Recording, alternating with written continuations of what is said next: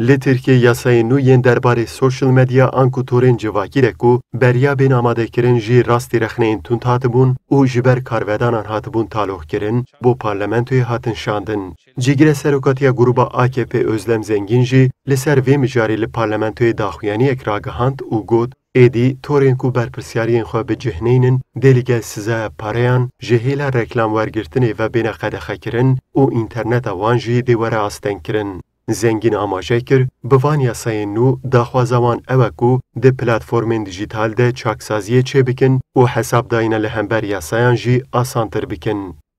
Sosyal medya ile ilgili olarak Verastkirinên yasayî yên bo torên civakî yên înternetê ne ji bo qedexekirina azadiya derbirînê ye. Berawa jî bo pêşxistin û dirustkirina azadiya derbirînê ye. Lê belê divê torên civakî jî li gor yasayên vî welatî berpirsyariyên xwe bicih bînin. Zengin bo nûnertiya van torên civakî jî diyar kir ku li gor yasayên nû her toreke li Tirkiyeyê xwedî zêdetirî milyonek bikarhêner divê wekî nûner hem welatiyeke Tirk destnîşan bikin.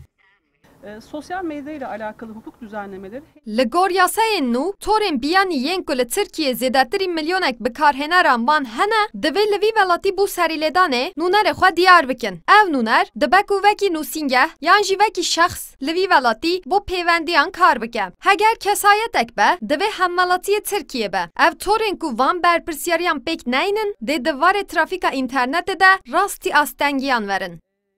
Özlem Zengin li ser çend hûrgiliyên van yasayan jî axivî û amaje kir, li gor yasayên nû torên civakî êdî dê mecbûr bin ku agahiyên derbarê bikarhênerên xwe de li Tirkiyeyê veşêrin û derbarê astengkirina têketina toran de jî raportan binivîsin. Torên ku van berpirsyariyan pêk neynin jî dê rastî sizayên pareyî jî werin û yek ji xala herî girînkiya van yasayan jî ew e ku biryarên dadgehê yên li ser van meseleyan jî dê di heman demê de werin sepandin.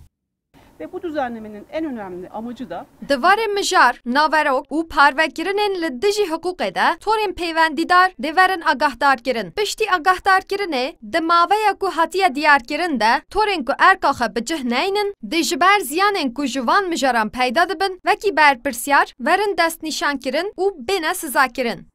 Tê çaverêkirin, piştî ku teklîfa yasayê li lijneyê hat qebûlkirin, yekcar bo lijneya giştî ya parlamentoyê were şandin. Her wiha li gor agahiyan, beriya ku parlamento bikeve betlanaya havînê, ev yasa dê ji parlamentoyê werin derbas kirin.